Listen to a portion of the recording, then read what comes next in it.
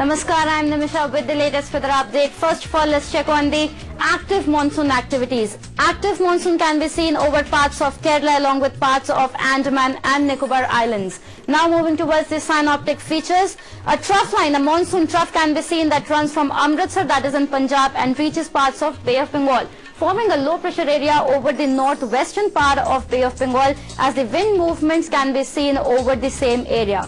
On the other hand, an offshore trough can be seen that runs from Maharashtra coast and reaches Kerala coast. Moving towards the satellite picture, where the heavy clouds can be seen over parts of eastern India along with parts of northeastern states along with Bay of Bengal, Andaman Sea and parts of Comorin area. Heading towards the maximum and the minimum temperatures of 4 metros, starting with capital Delhi, which recorded maximum as 40 degrees Celsius with 30 degrees Celsius as the minimum. On the other hand, moving towards Mumbai, which recorded maximum as 32 degrees Celsius with 25 degrees Celsius as minimum. On the other hand, Kolkata recorded maximum temperature as 33 degrees Celsius with 27 degrees Celsius as minimum. And lastly, Chennai, which recorded maximum as 38 degrees Celsius with 29 degrees Celsius as minimum. Moving towards the main forecast, starting with northwest from Muzaffarabad, Chitral, Gilgit, Skardu and Kargil, along with Jammu and Kashmir, Punjab, Haryana, capital Delhi and the entire Rajasthan region would experience isolated rain and thunder showers. Scattered rain can be seen over Himachal Pradesh and parts of Uttar Pradesh, whereas the remaining parts of Uttar Pradesh and Uttarakhand would experience fairly widespread rain and thunder showers.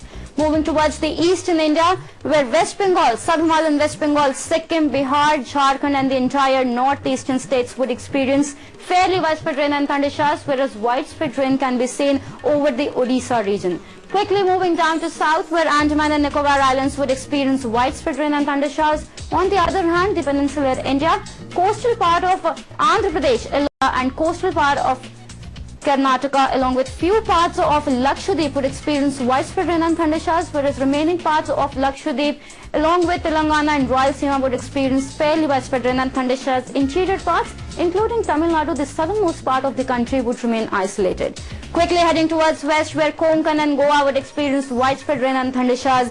Interior parts would experience fairly widespread rain and thunder showers. On the contrary, isolated rain and thunder showers can be seen over the entire Gujarat region. Lastly, the central India, where the eastern part of Madhya Pradesh along with Chhattisgarh would experience widespread rain and thunder showers. Fairly widespread rain can be seen over the Vidarbha area. As an exception, the western part of Madhya Pradesh would experience scattered rain and thunder showers.